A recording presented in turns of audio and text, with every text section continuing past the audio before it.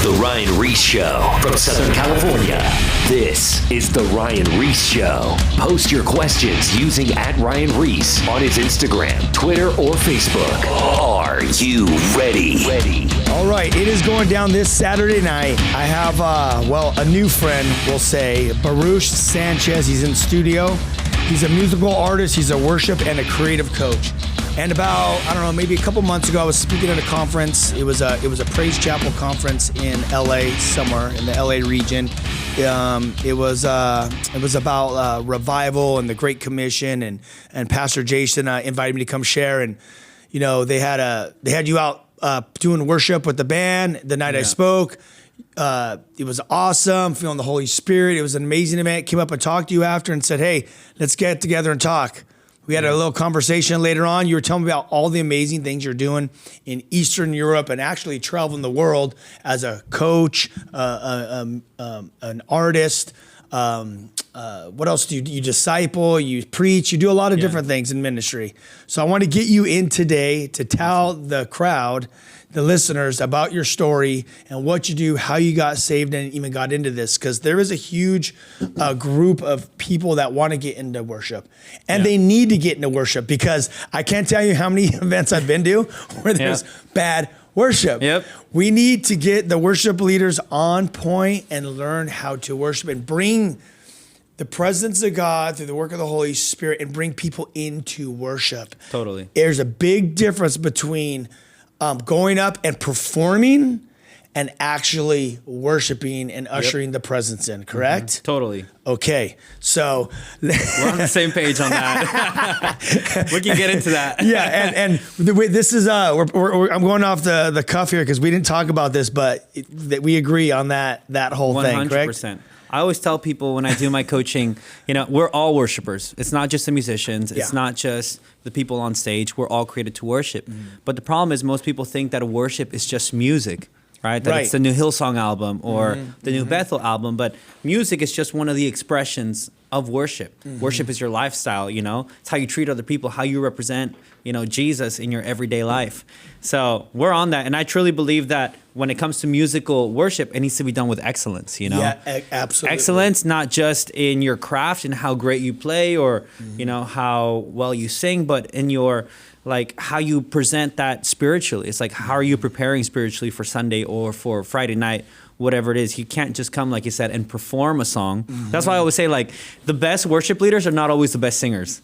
But a lot of churches are like, oh, he's so talented, let's get him on stage because, he sings great.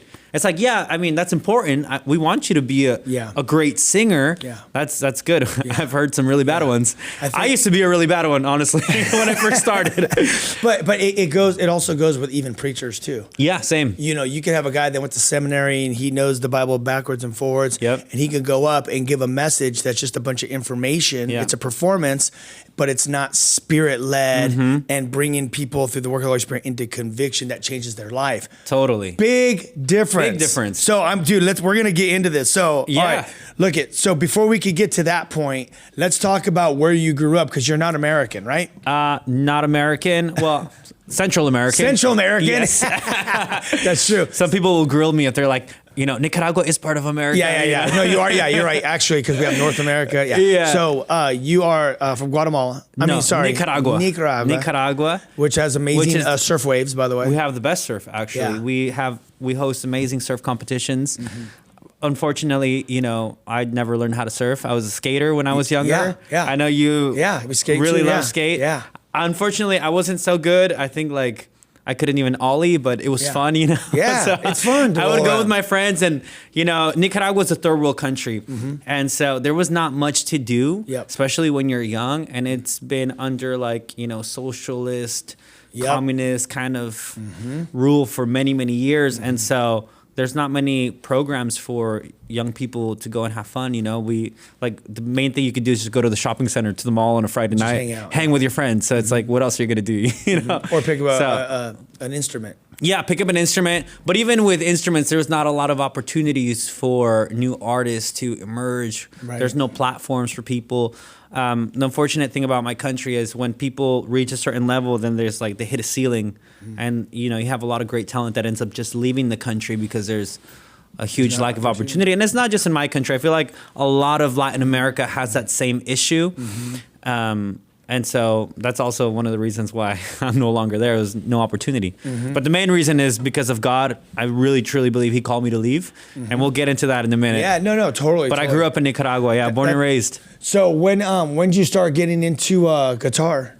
So actually, I grew up there because my parents were missionaries. My mom is from Nicaragua, but my dad is, from the U.S. He's from South L.A. Okay, or right. East L.A. actually. Right. So okay. Mexican parents. He's a Chicano, born in L.A.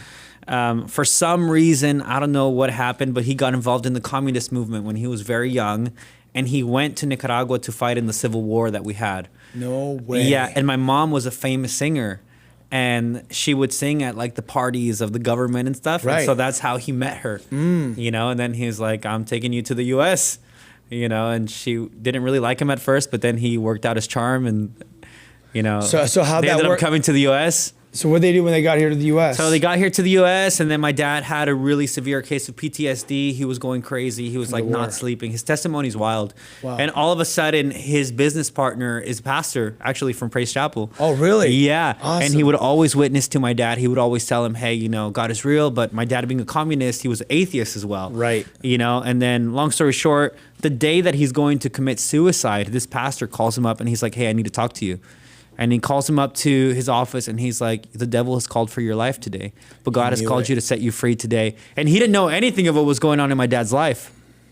So he had a radical encounter with God, my mom as well. And then they were sent out as missionaries to Nicaragua to start a church, orphanages. So I was born out of that, and it was very third world, like the 90s in Nicaragua were rough. So, because there was a huge war, the Contras or something. What was the? Yeah, it was the Contra War. Okay, so believe it or not, my dad went down there to the front lines. No way. Yes. Maybe he met my dad because that's the war that he fought. Dude, he went. Yeah, he went. He went with my brother, and they went down there to the front lines in that war for like a certain That's time. wild. They were praying with people and doing some ministry there. But That's anyway, wild. that's crazy. Maybe he prayed for my dad. Dude, hey, that's insane. Yeah, That's insane. Yeah. So they get back. He finds God radically. I love when God shows up like that radically. Yep. Puts a call in his life. He knows God's real from an atheist to a Christian, and then he goes back. Yeah, as a pastor now. Wow. And he starts these social programs, churches, orphanages with my mom. And long story short, I was born out of that. I have an older brother as well. And, our church was like in the ghetto. I remember there was like gang shootouts and fights, and we would have to like have these like, kind of jail looking doors for the church. Yeah. And we would just hear the gunshots. We would hear like the rocks falling on our roof and everything. And we would just do like, worship and prayer all night, When you grew up in Latin America as a Christian, you have church every day. Yeah. It's like Monday's prayer, Tuesday's some meeting, Wednesday is worship service. There's like an urgency. So every day I was there. Yeah. I know, as you're saying this, I'm thinking how you compare it to like even different places of the world. Yeah. Like people don't realize what a blessing it is to be able to go to a church that's safe and hear the word of God versus these third world countries. It's gnarly. It is gnarly. It is super gnarly. But in the middle of all that, I remember, and I have such great memories of gang members accepting Jesus. We would do outreaches and we would go with teams and my mom would sing and my dad would preach and people would just come to know Jesus. And then like our youth pastor was like an ex-gang member of like this huge organization, super killer guy. And, God just would transform the lives of people. Yeah. And, seeing how somebody goes from being a killer to being like a preacher and loving on literally people that he hated, it was just phenomenal to see like that kind of transformative power that God has that you don't get in a lot of places, Yep, it's true. So as you were growing up, now, so you're a pastor's kid, okay? Yeah. So how did that affect you when you were growing up? Were you like, okay, I'm doing this Jesus thing? Or are you like kind of like the way I was looking at life going, because I'm a pastor's kid as well, like I'm going to go make my own career and my own success outside of the church walls? Yeah, well, it was kind of interesting because, like up until like I was 11, I was just like in church, just kind of going with the flow. Very young, I don't really have any direction. Yeah. But I was forced to like grow up really quick because when I turned 11 or 12, my parents got a divorce. Oh, dang. And what ended up happening is there was no real big issue. It was just my dad was too busy with the church and kind of like lost focus of the family. My mom was doing her own thing as well, and they ended up getting divorced. It's a long story, but getting divorced. I've heard this story before. Yeah, our life changed overnight. Like we lived, I would say, most of my life, we had everything that we needed, you know? Yeah. And then all of a sudden we were very poor. Like we didn't have anything. I went from my private school to just like not going to school for like 6 months. And then I went to this terrible school that I hated.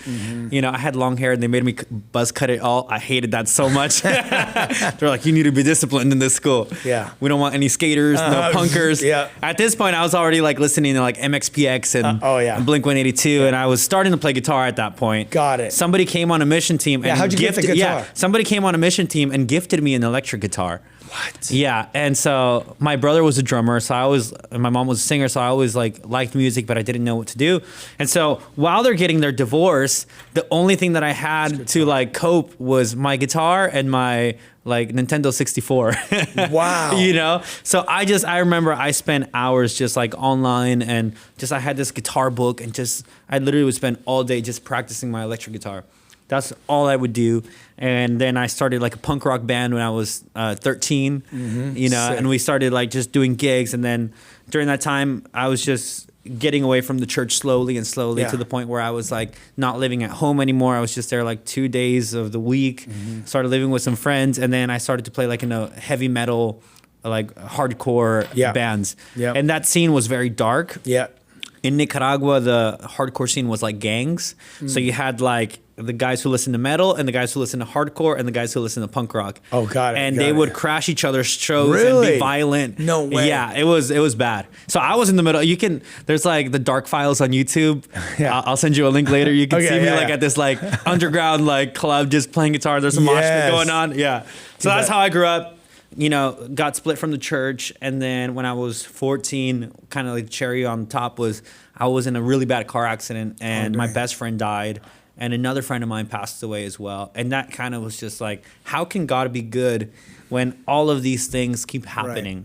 Right. And I did not have a good understanding of, you know, overall sovereignty of God like I do now. But as a young kid, I was like, how, like my family gave so many years to ministry, you know, and God is allowing all of these terrible things to happen. Why? Yeah, you know what, to be honest, like even with a divorce is already nasty just in a normal home. But then even when you're in ministry and you're like, okay, well, we're helping people, you know, we're helping the gangs, we're doing all this ministry stuff, we're serving, and then this splits, and then that's the divorce destroys the family, and then the kid, then you start losing your best friends. I mean, that's very heavy. That can make anyone want to walk away from God and blame God. Yeah. So how'd you deal with it? So I dealt with it just getting deeper into music. I had a band with my older brother. It was called the Royal Revolt, and we did a lot of tours. It was really cool. And we ended up we did a U.S. tour. It was my first tour. I was 15. And then our last stop was in Pennsylvania. And we met some producers. They worked with like U2 and stuff. And they were Awesome. like, hey, like we love your stuff. We want to produce you guys, like stay out here in Pennsylvania for a few months. And you guys can record for free. We're going to sponsor everything. So we end up doing this, me and my brother and another friend of mine. His name's David. And we end up staying there. But while we're there, you know, my brother meets his now wife and they hit it off, you know. And at this time, I kind of got distant from my brother because he just started hanging out with her all the time. And, you know, which I'm really happy for him because he just had a beautiful baby. Like he has an amazing time with his wife. But me and my friend at that point, we were very immature and we were like, oh, he's abandoning the project. That's how we viewed it. Right. You know, because we were just 15 and 16 and we were just very selfish people. Yeah. We didn't understand. And so, long story short, I'm working at this cafe. It's called Tomato Pie Cafe. And we're living upstairs of this cafe. It's like an old Victorian house. You know, and I'm getting the phone. I'm just as a barista working, and all of a sudden somebody makes a phone call, and nobody's answering the phone. And so I'm like, okay, I'm gonna go answer the phone. So I go and I pick it up. Turns out the person putting an order is a famous singer that I grew up listening to. Her name is Annette Moreno, and when she talks, I'm like, wait, are you the Annette Moreno? She's like, yeah. I was like, no way. I was like, I love your music. I actually know one of your musicians. She's like, oh, no way. Then all of a sudden, I just had this impulse to be like, do you need a guitarist right now? Really? Are you serious? Yes, I'm serious. And she's like, you know what? I actually just fired my guitarist of like 10 years. And she's like, I don't know, this is weird, but I like your boldness. And here's my manager. Talk to him. Maybe you can send us an audition. And so I'm like, okay, cool. No way, that's amazing. So I talked to Donnie, and he's like, hey, that's really cool, man. You know, how old are you? I'm like, I'm 16. You know, I was 15, but you know, I'm 16, and I've been playing for a long time. I'm toured and stuff. He's like, okay. He's like, send me, get these songs, send me a video, and you'll hear back from us. So I just call off my shift. I go up, I learn the songs, I do a video. My brother helps me to make the video. I send it to him. I don't hear back. And so 2 weeks go by, and I'm like, oh man, that was exciting, you know, but I didn't hear back. And that really sucks. So I was excited, you know. Yeah, totally. But all of a sudden, I'm at H&M at the mall in Pennsylvania, and I get a phone call, and he's like, here's your ticket. We're flying you out this Friday. It was Wednesday. He's like, we have an in-person audition at a concert in Miami. And he's like, you know, your audition is going to be performing live. Performing live. And I was like, check this out. I was like, okay. And by the way, I'm 15. Yeah, exactly. And so I was like, okay, so what's the set list? He's like, you just have to learn the last 3 albums. There's no set list. She picks it on the spot. I'm like, I have 2 days to learn 3 albums. Yeah. Oh my gosh. And so I just quit my job. I just spent the next 2 days just learning all her albums. Went to the audition, and you know, then she was like, okay, we like it. We're going to go on tour with us for 3 months in South America. No way. So you're 15 years old. Yeah. Oh my gosh. And then after that, you know, that is incredible.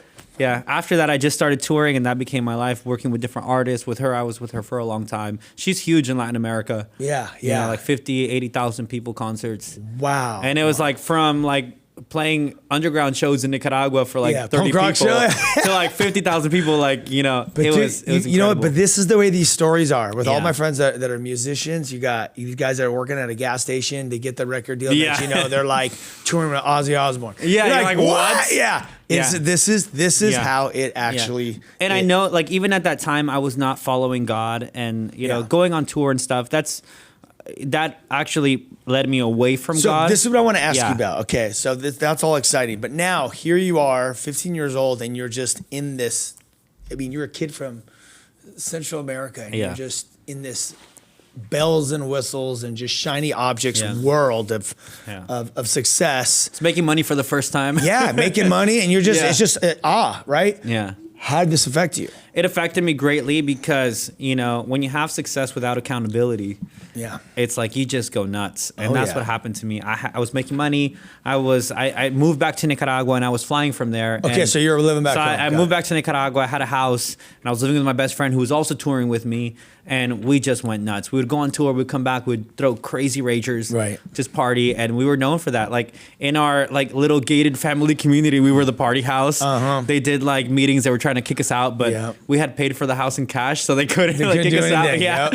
So we just threw these ragers, and then in Nicaragua, it's like I probably shouldn't say this, but we would hire cops to come to our parties. Right, you can do You that, know, yeah, you could do yeah, that. Yeah. yeah, Off-duty cops. Uh-huh, So when you call the police, we're like, guess what? They're already here. They're here. You can't do anything about it. So that, you know, it was really affecting me because it was a progressive, you know, Yeah, nihilistic totally. spirit that I had. I started doing drugs. I started to drink alcohol. You know, I was then drinking every day. Yep. The And progression then, of sin, yeah, dude, starts exactly. And taking then you. it was girls. Yep. Now I was like 16, 17, and I had money, and you know, I was really well connected in like the scene in Nicaragua. Exactly, because you're touring with this huge artist all over Yeah. South. I mean, that's a whole nother level. Yeah, for so people to understand. Yeah, and so what ended up happening, you know, it was this progressive decline, and I was like further away from God, deeper into sin. But at that same time, it was like all that emptiness that I had in my heart, just that hole was bigger and bigger. Right. You know, Yep. and I was Yep. like, okay, why am I feeling so terrible? Why am I not happy, even though I have all these things that I've always wanted? Right. And I went and I did that for many years, from like 16 up until like 20, 21. And Okay, so yeah, that was a good run. yeah, it was a good run, you know, and I learned so much from that time. I got to tour, and there was a lot of beautiful things that happened during that time. But Totally. my soul, my spirit was just Of course, there's Gone. and that's the thing with these testimonies. There's obviously a lot of learning things. Yeah. For you to grow, as a musician and Yeah. business and all that. But the spirit side, and this is what people need to understand that are listening, is this show is about, we're letting you guys know these things because you might have some success right now, and you might be an attorney, a doctor, a musician, a famous, basketball player, whatever it is, or a hip hop artist, but yet you feel this emptiness inside. It's because you were created for God. Totally. And all this stuff, it fills you for a minute. It's all fun. Yeah. Who doesn't like hooking up with chicks? I mean, drinking and drugs. People do drugs because they feel good. Yeah. But what happens is, in the end, sin leads to death. And here you go. Here you are. You're dealing now. With this lifestyle, were there any side effects that you could recall? Like, were you getting anxiety? Were you getting depressed? Yeah. Or was it just emptiness? What was? Honestly, I had a little bit of depression here and there, and it took a toll on my health as well, on my liver, because I was drinking. Like, I remember I was drinking like half a bottle of tequila, like on the regular. Ooh. Yeah, it was not good. And it took a toll on my health, on I lost a lot of good friendships during that time. I had lost contact with my family. Right. My mom was living in the US. My dad was in Nicaragua, but we spent some years that we weren't really in a relationship. Now we have an incredible relationship. Like, we're super cool. God restored my mom and my dad's friendship. Like, they get along now, and they have like a good friendship, I would say. Yeah. I have a younger brother as well. And so all that stuff was just creating this bigger hole in my life. And I didn't understand what success was. Right. Most of people have this secular understanding of success, which is, money, fame, power, recognition, and honor. But, I had a lot of those things, but I still felt like a failure. So deep inside my heart, I was like, how is this the standard of success? Now that I'm a Christian, I understand that kingdom success is a whole different thing. Yeah. It's actually kind of opposite from what the world tells you that it is. The world says, oh, when you're being served by people, that's success. And then Jesus is like, no, the greatest at the table, you serve. You serve. So now that I've come to Christ, my whole perspective on success has flipped upside down. It's no longer, it's like, how many people know you or how much are you doing? But it's like, number one, are you fully understanding that you are a son of God? Regardless of what you do, you are a son or daughter of God, right? And then out of that, it's like, are you living in your purpose? Are you walking in the direction that God has called you to do? And that might look different from a career, to be honest, because a lot of people base their success on their career. Right. And that's what had happened to me. And when you're walking in your purpose, I want to hit on that too, because this is the main thing that people need to understand. When you're in your purpose, that's where you find peace. Yeah. Because like when we say purpose, that means that God created you uniquely, right? For a specific, we'll just say a specific list of things to do while you're here on planet Earth. Yeah. But when you're not doing these things that you were actually designed and created for while you're here on planet Earth, you don't have peace. You don't have rest. You're confused. You're lost. You feel empty because you're not walking in what God has for you. Totally. You're trying to fit into something else. And that's what drugs and alcohol and all these things do. They alter an alter ego in you. You become something you're not. Yeah. And then you're empty, you're miserable because that's not who you are or what you were created for. Yeah. But once you find that place with Christ and you find out who you are in Christ and your purpose, and you're doing what God's called you to do, to serve people at whatever capacity, believe it or not, that's where you find peace, when you're serving, not when someone else is serving you. Totally. I mean, it's totally backwards thinking to the world's logic. 100%. And on that topic, one thing that I've learned over the last few years is, on the concept of sin, we always talk about sins of commission, right? Like, don't do this, don't do that. But there's also the sins of omission, is things that you're supposed to do that you don't do. Let's talk about that. Right? The Bible talks about, the word sin. One of the definitions is hamatia in the Greek, which is like missing the target, missing the mark. So that's like missing your purpose. It's like you not doing what God created you to do. That's also a sin. So there was speaking of this, I was at a conference. One of my friends was teaching it, and he's like, a lot of you guys go from conference to conference looking for a word. And the problem is, God already gave you that word of what to do, but you want another word. Why don't you obey the first word? True. And you're going, but going back to what you're saying, it's a sin. If God has told you the instructions of what what he wants you to do by faith. Yeah. Maybe you don't see the whole like story of where the end result, but he's just like, right now, I want you to get in your car and I want you to move to New York. Yeah. Get in your car, move to New York, Yeah. or whatever that looks like. But I'm saying like it's by faith. We walk by faith, and as you do that, it's like a puzzle. He starts putting one piece of the puzzle together, and you start seeing the picture of your life of what he has for you. But a lot of people never obey, so they never see what God has for them. Yeah. And it's one piece at a time. It's not like God just doesn't go, hey, guess what? You're going to be touring. You're going to be doing this, and it's not like that.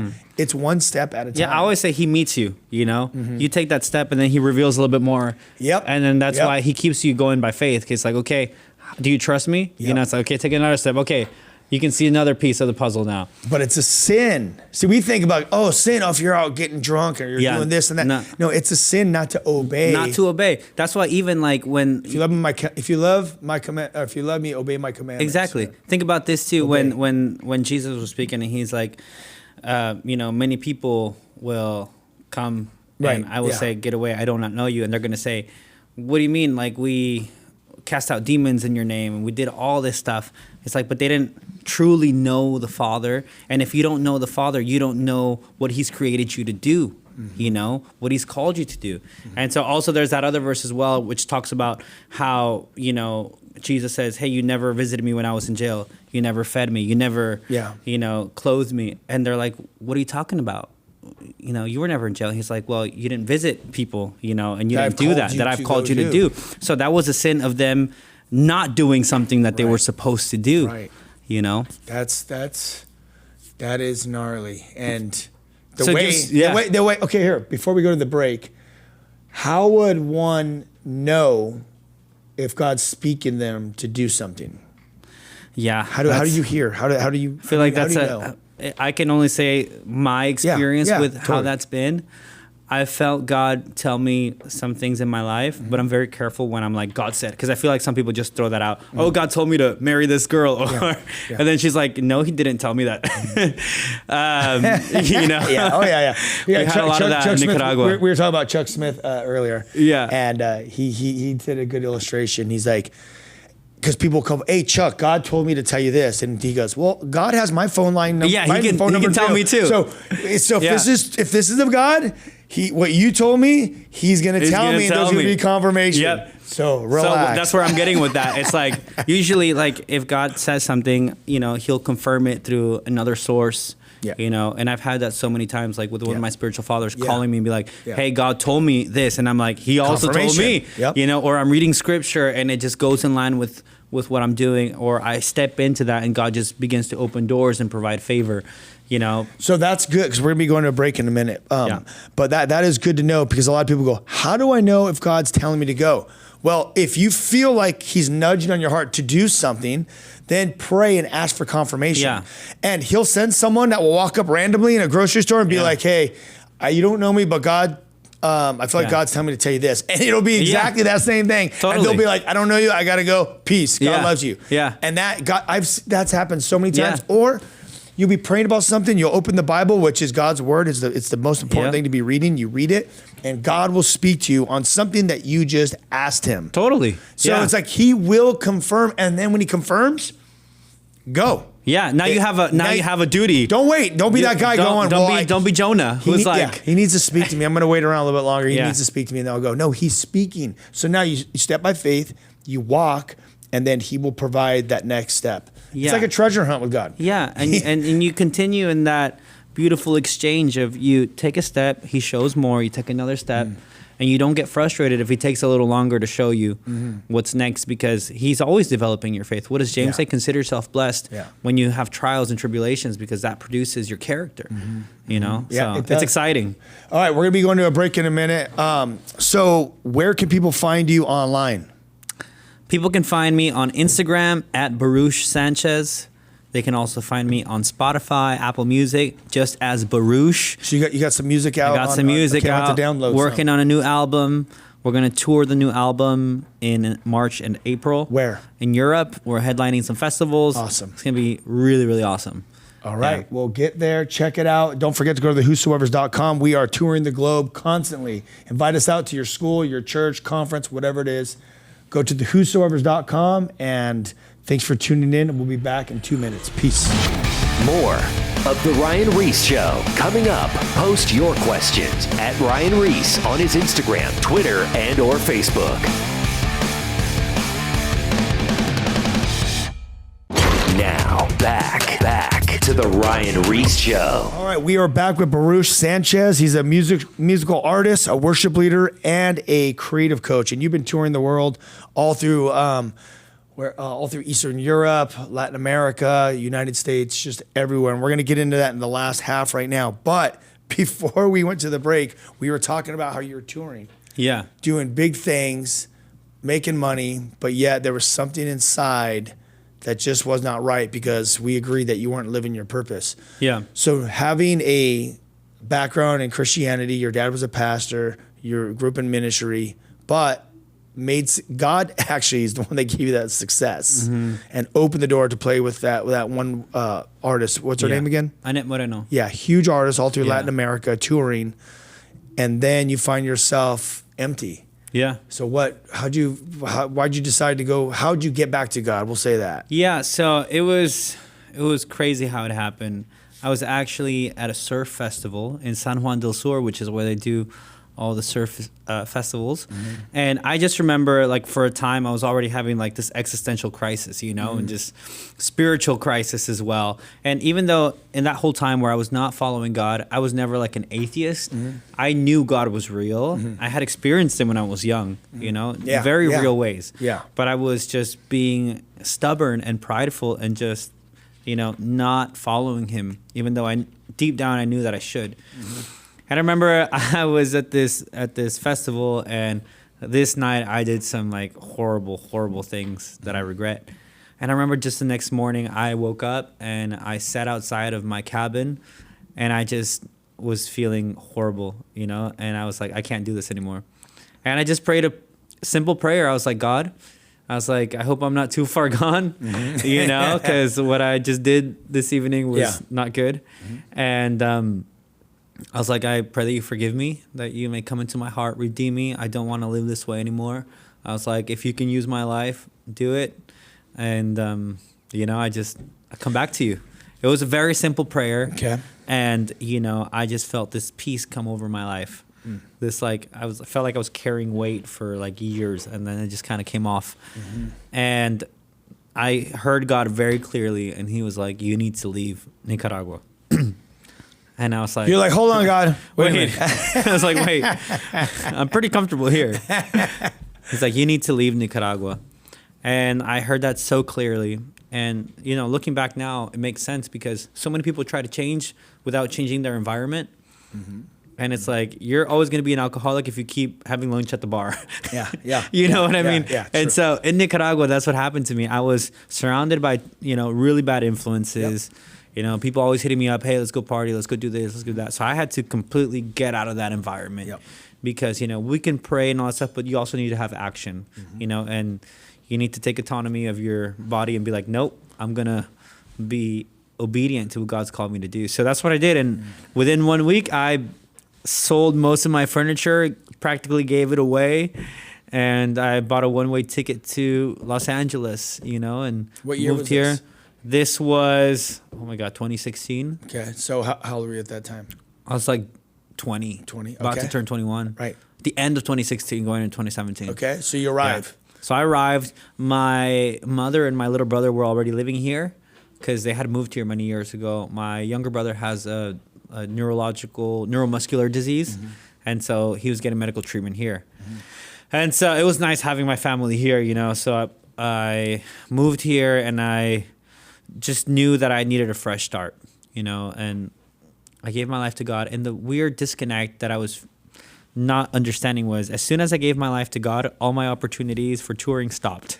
Really? Yes. I was working with so many artists, even flying out of Nicaragua, which is not convincient because everybody's flying from LA. Yes, totally. So in the back of my mind, I was like, okay, I'm a Christian now, so I'm going to keep doing the same thing, but just, with boundaries. Right. And I feel like God was like, no, I know you too well. Yeah, I got to take you out of that. He opened the door and then he just shut it completely. Just like that. And I got so frustrated. I was like, come on, God. I was like, I'm finally living for you. I'm doing things right. Yeah. Why are all my doors closed now? Like, hadn't had a problem for years. And then I got frustrated. And then I remember I was doing like these auditions in LA. So I was like, okay, I want to play for bigger artists. So I remember I did a couple auditions for like, major pop artists. And it would go down from like 200, guitarists that showed up to like 3 or 4 callbacks with me and just one more guy. Right. And then I was like, okay, God, give me favor. Like, I know this is it. And then they're like, I remember I got one phone call. It was like, you're not the ethnicity that we want for the team. Yeah, I'm serious. I was like, okay. It's like management decided to go a different way. And this happened multiple times. And I was so frustrated. I was like, God, come on. I'm like, I'm doing things right. What about that verse that my plans are to prosper you? Yeah. Whatever happened. Hey, what happened to that Jeremiah word, And so I remember I just started to go to this church and I started, volunteering on the worship team. And I was just doing guitar. I was never singing before. Yeah. It was crazy. And all of a sudden, I'm music directing. I'm doing, guitar for a couple years.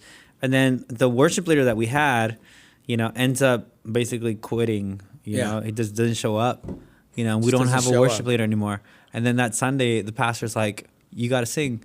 I'm like, what are you talking about? It's like, there's nobody else. It's like, get up.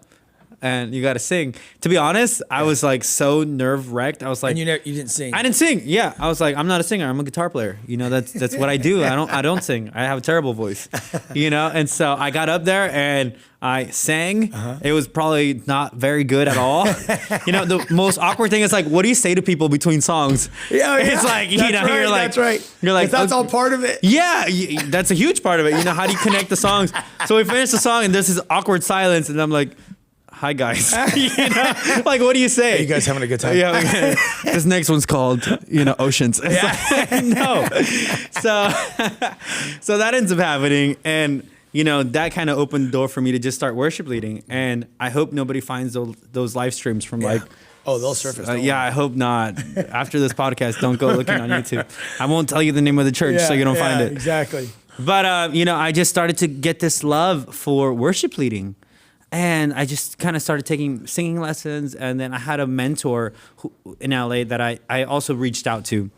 It was kind of like that phone call, just take a shot with this person. He was like the music director of many major label artists. And I shot him a message on Facebook and I was like, hey, I just moved here from Nicaragua. I'm looking for a mentor. I was like, by any chance, would you take me in under your wing? And he's like, yeah, but I'm going to charge you a lot of money. Not a lot of money, but for me coming from Nicaragua, he's like, yeah, I'll give you an opportunity. And he opened his door and he's like, we're going to do 30-minute sessions, once or twice a week, all the way North Hollywood. I was living in like Newport Beach. So I was making the drive. Oh, yeah. I was just sacrificing going there. And then he really influenced my life so much. He's like a man of God as well. And he's just speaking into my life. And then I was sharing my frustration and he's like, maybe God is pushing you out of the touring industry because he gave you a voice. And maybe it's time that you stop being under somebody else's shadow because God wants to give you a platform. It's like when you're always just a touring guitarist, you're like easily replaceable. You're not building anything. But maybe God wants you to build something. So keep being faithful where you are, keep learning how to worship lead, and you'll see that God's going to open opportunities. And, I followed his advice and I wasn't trying. The funny thing is I wasn't ever trying to do what I was doing now. We were talking about that earlier. It's like when you're a pastor's kid, the last thing you want to do is to do ministry. Yeah. Now think about missionary kid and pastor's kid. Yeah. I was like, I remember saying like, I swear I will never. Yeah. I will never preach. I will never do worship. I was so hurt by church, but God's funny. They always say like, if you want to make God laugh, tell him your plans, Yeah, dude. Yes. Wow. So that kind of like what ended up happening is, I started, I want to jump in there. Yeah, go ahead. I love what you said about how he was like, maybe God has a voice for you to get out and to do. And that's really amazing because a lot of people could get held back by being just stuck in a zone of just touring. But yet God's like, dude, I have bigger plans. Totally. And I'm calling you to leave, but you're comfortable getting paid and just touring and just being as a support when God's like, I got something more for you. Yeah. That is phenomenal. I love that. Yeah, that really changed my life because, you know. Because what if you would have just stuck in the touring thing? You would not be doing what you're doing right now. Heck no. Influencing and having a voice and doing what God, living your purpose, basically. Yeah, honestly. You're living like the plan B, basically. Yeah. Now you're living what I would never go back to doing the touring stuff that I was doing before. Because, you know, when you're doing like pop, rock music in front of thousands of people, it's fun, right? You get that adrenaline rush. It's amazing. But I would take, and I say this with all genuineness. Yeah. I would take a small room with like 50 people, sold out for God, singing together, you know, just worshiping their hearts out. And I've done so many of those, and it's just like you cannot explain that, like that energy, that spiritual component of what is happening. You're not just singing songs. People's lives are getting transformed. God is speaking to people. God is touching people. God is healing people through this. And it's like, for me now, that is success. If I can be able to just lead people in worship, you know, share my testimony. And it's been incredible because out of, you know, stepping in, like you said, you know, God opens the door and then you needed to be obedient, right? I could have told the pastor, no, I'm not going to worship later. That's not what I do. I'm sorry. Or this is the only Sunday I'm going to do it because you put me on the spot, but forget it. Like, you got to find somebody. But, you know, having that trust of like, and that curiosity to say, hey, God, like, I'm going to let you take me on the journey. Yeah, I want to control it, but I'm gonna let you control it. You know, just you know, keep me posted of where we're going. You know, or not, but I'm gonna follow it. You know, and having that, I feel like that's a crazy faith.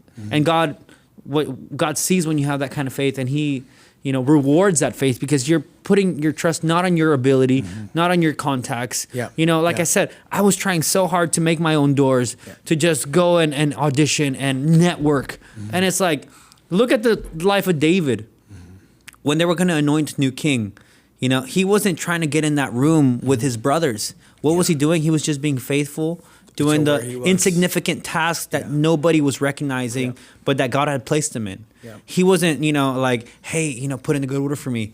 Like, hey, you know, make sure you mention my name in that room because maybe I'll get anointed. No, it's like, but God found him there. And a lot of people that I meet are like, oh, but how can God use me? You know, I'm from like Ukraine. You know, I'm from Guatemala or from Nicaragua. I was like, yo, if you're faithful where God's called you to do, God's going to find you and He's going to promote you.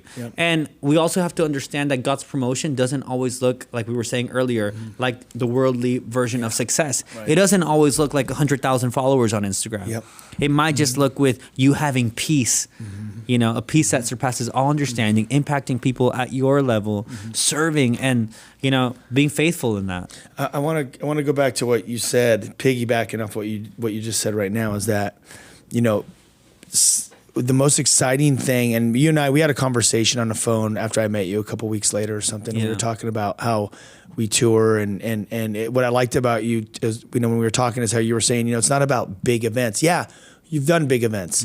I've done big events. Big, you know, we can do like a stadium event, 8,000 people, 10,000, or you could be in a small room with like 500 or 300. And we both agreed when we were talking on the phone is that, dude, the smaller events are the most powerful events when we got all these sold out people together in one room. And well, just think about when the Spirit dropped on the book of Acts, when they were all in that room, just a couple guys and the Spirit and just great things birthed from that room. But I've seen the most powerful, amazing things when people get empowered and filled and healed and spoken to through the Holy Spirit in these small places. And I'm telling you right now, that success and that feeling of just being a part of what God did that night is way better than being in front of 10,000 people screaming. It's a whole different, it's a whole different feeling. It's a whole different thing that you walk away with because you're just like, whoa, the presence of God was here tonight. And that was amazing. And you'll never know unless you put yourself in that situation. But it 100%. All goes back to just being simple and not going for the 100,000 followers, you know what I mean? Like it's not about that. It's just about being in God's will and being there where He wants you to be and Him showing up, and your mind will be blown. And He'll take care of you.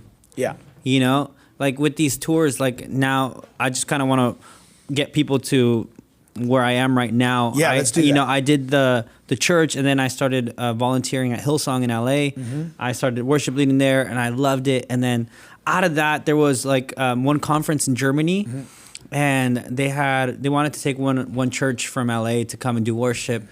Also, the worship leader backed out last minute. Oh, great. Here you go again. And and so I'm like, okay, I guess I'm going to sing. So I go to this conference in Germany in like 2017. And then I loved it. It was my first trip to Europe. And then out of that, being faithful from that, God just connected me little by little.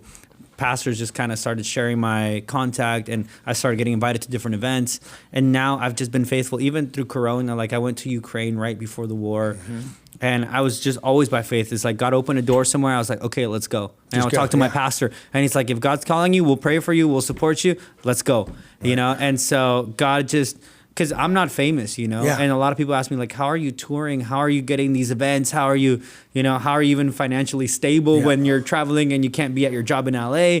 And I'm like, honestly, it's all God. I can't say it because it hasn't been these doors that I've been just, cold calling. Hey, can you book me for this event? Yeah. It's like, it's really been God. And that's the beautiful thing we were talking about earlier. When you're walking in obedience, He's going to take care of you. He's going to open doors that no networking can open, that no contact can open. It's just God. And it's sometimes like, I know that I'm not the best worship leader. I know that I'm not the best guitarist. But it's like, why is God allowing me to do these things? I honestly believe it's because I have that, bold faith to say, God, I don't have it all figured out, but I'm going to say yes to you. Yeah, exactly. I'm going to say yes to you. Let's go. Let's go. We'll figure it out, That's the difference is saying yes. Yeah. Because there's a lot of, there's that one thing when Jesus called that one guy and he says, that, he's telling him to follow him. He goes, oh, well, let me go bury my father. Yeah. Like they're too busy doing stuff. But when you say yes and you step out by faith, God honors that. Yeah, He takes care of you. And I'm so delighted and happy at how things are going. I even got to meet, my wife on tour. Yep. Which is incredible. Tell us about that. Yeah, I went to, I did a big Europe tour, and then on my last stop, I went and I did my worship and creative masterclass, which is this class I've developed to empower the local churches. We're talking earlier about, worship leaders and how they need help.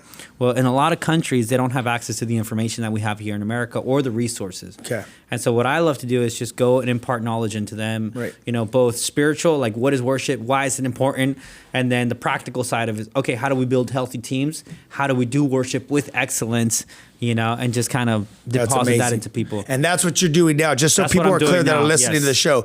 This is what you do globally. Yeah. You work at the local church, and it's not, I want to be clear about Baruch, it's not about mega churches or anything like that. He'll go to the mega church as well, but it's everyone. Yeah. It's everyone and whoever. Yeah. To be honest, the small, I know. Small cities was my favorite. Yeah. Like where I met my wife, it's literally on the border with Russia. It's this tiny. Was it Latvia or Estonia? No, Estonia. It's this tiny town bordering Russia. It's like mainly Russian speaking. Yeah. And I met her there, and as soon as I saw her, it was truly like love at first sight. I was like, in my mind, I was teaching and I lost my train of thought. And she was cracking up at my jokes, and I was like, okay, and then went to talk to her. Asked her out, started dating, and then we got engaged in May. Because the beautiful thing about her, she's honestly perfect, like the most amazing woman I've ever met. She's gonna be a doctor. She's studying right now. She's about to graduate. She's a worship leader. She plays the violin. She speaks English fluently. I was worried about the Russian accent, but she doesn't have it. So, oh, really? Yeah, she doesn't have it. And so during her break on my last tour, she's been touring with my team, playing the violin and worship leading. So we had to stop in Italy on her birthday. And then I was like, I popped a question. She said yes.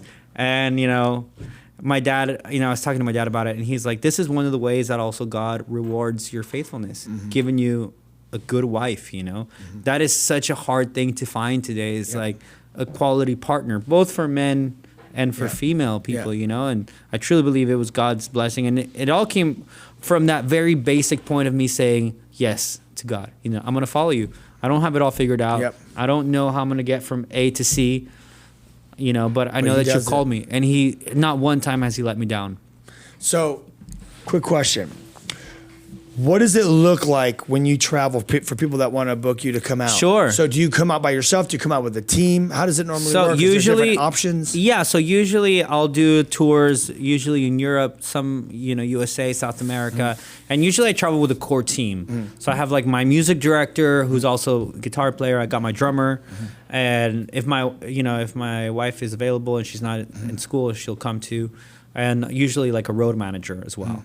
So it's like 3 or 4 people, and then we usually combine with the local musicians. You know, I have a network of musicians all over the world. Send them the songs. It's just a lot more affordable than traveling with like a 12-piece team. Yeah, that's the vision for the future. So you go in with the local church. I collab with them, and you work with them for how long? It depends. Usually at least 2 to 3 days. You know, we'll do like a worship and creative masterclass. Open that to all the churches in the area.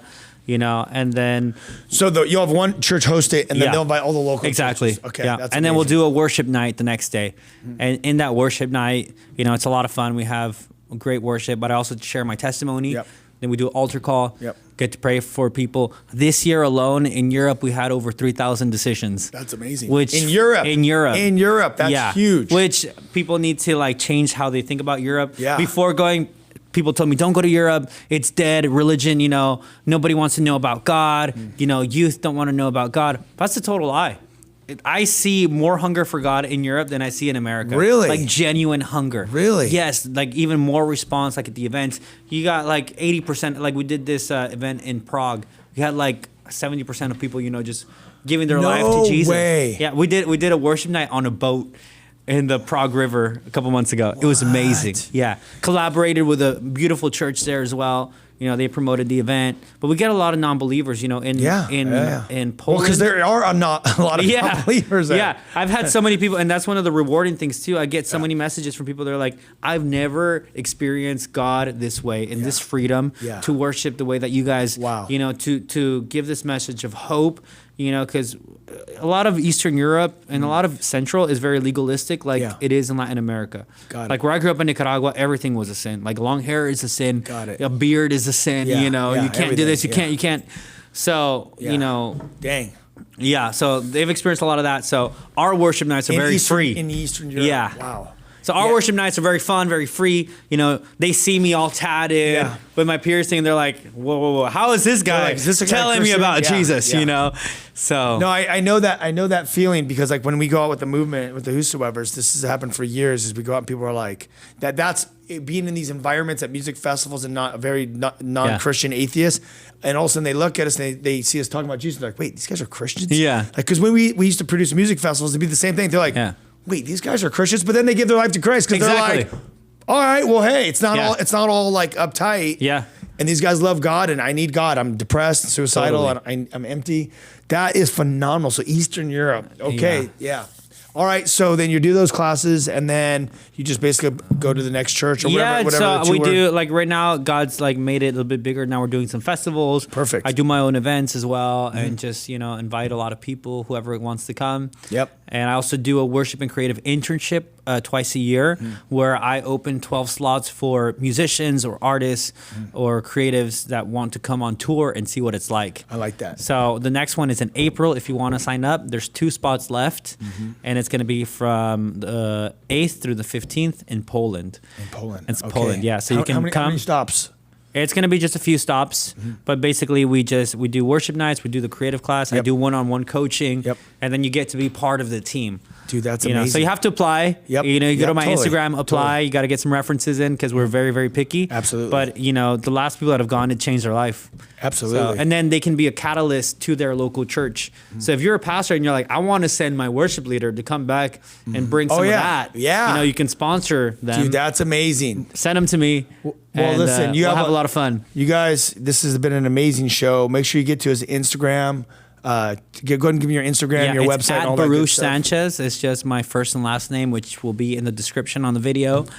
We also got my music on Spotify, Apple Music, YouTube, but it's just my first name, Baruch. You can look up. My favorite song right now is called As I Am. We're releasing a lot of new songs soon, collaborations with different artists. It's going to be awesome. I'm looking you up right now. I'm going to scoop it up.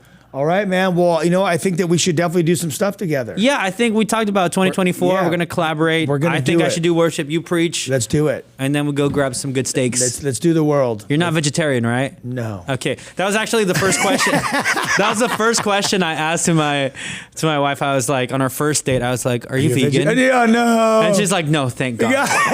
It's like everything else can be talked about, but not that. You know what? There's only one thing I won't eat so far on tour.